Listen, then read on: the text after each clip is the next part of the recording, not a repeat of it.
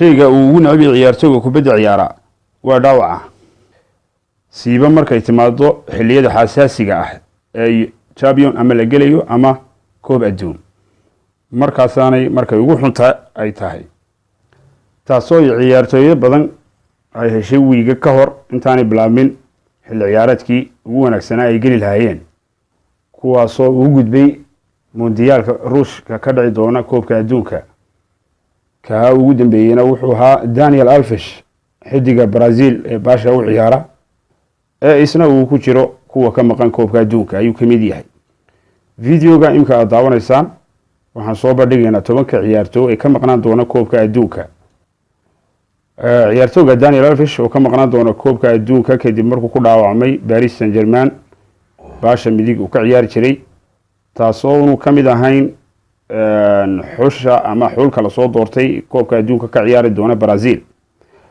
Brazil soo bandhigtay uu ka reeban yahay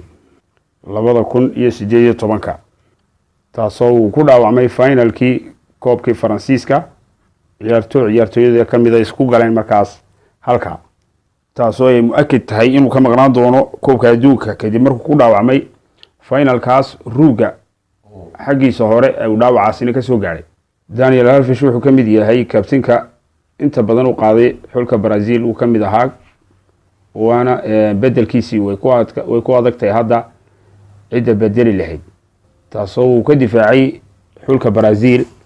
100 match uu ciyaaray iyo naadiyada adduunka ka jira sida Barcelona iyo Juventus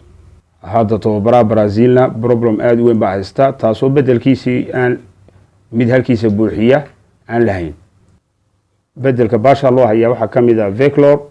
ciyaartooy naadiga leeyahay Conference ka ciyaara iyo Daniel oo ka ciyaara Manchester City kuwaas oo aan hayn khibrada Daniel Alves oo hayo iyo awoodihiisa lagu yaqaan saga Oxlade-Chamberlain uu ka maqnaan doona ciyaartooyga Chamberlain koobka adduunka kadib markuu ku dhaawacmay ciyaarta Roma iyo Liverpool ay ahayd ciyaartaasi uu ku dhaawacmay ruuga iyo muruqyada lugta midigba taasoo uu ku dhaawacmay 15 marar ee hore ciyaartaasi finalka ahayd ee Roma iyo Liverpool markaasoo difaaca Roma ee Serbianka ah ee ciyaara ay isku galeen ciyaaraha kamid ah ayuu ku dhaawacmay si degdegana waa looga bedelay ciyaartaasi waxaanu soo dhigay baraha Twitter-ka inuu ka xun yahay dhaawaca xilliga soo gaadhay uu ka maqnaan doono koobka adduunka waxa uu kale uu ka xumaa nasiib xumo daraadeed koobka adduunka 2014 ka hor koobkaasi intaanu bilaabmayn ciyaar saaxiibtinimo ay la ciyaareen Ingiriiska taasoo uu ka maqnaan koobka Europa iyo Yurubta ay xulalka loo dhigo 2016 ahayd markaas 8 Laurent Koscielny mudaafica xulka Faransiiska daafaca ugu jira kaasoo isna uu ka maqnaan doono koobka adduunka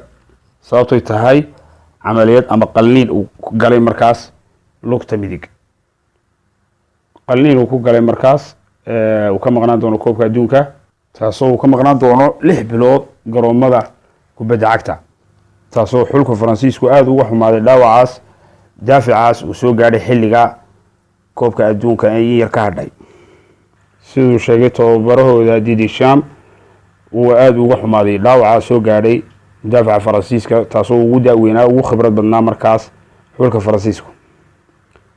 lambarka 7 ama ciyaartooyga 7 Youssef El-Msakli منتخبka ama xulka Tunisia oo ku waayay ciyaartooyga ugu wanaagsan Youssef El-Msakli taasoo uu ku dhaawacmay liiga Qatar oo naadiga uu ka ciyaaro hadda isla markaana uu qalliin ku galay halkaas Mareykanka loo qaaday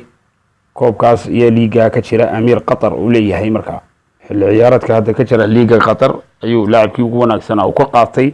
ninka Chinese mar kii sanadkii hore qaatay hadda waxa la siiyay Youssef El-Msakli ciyaartooyga ugu wanaagsan waana ku guuleystay liiga Qatar lambar 6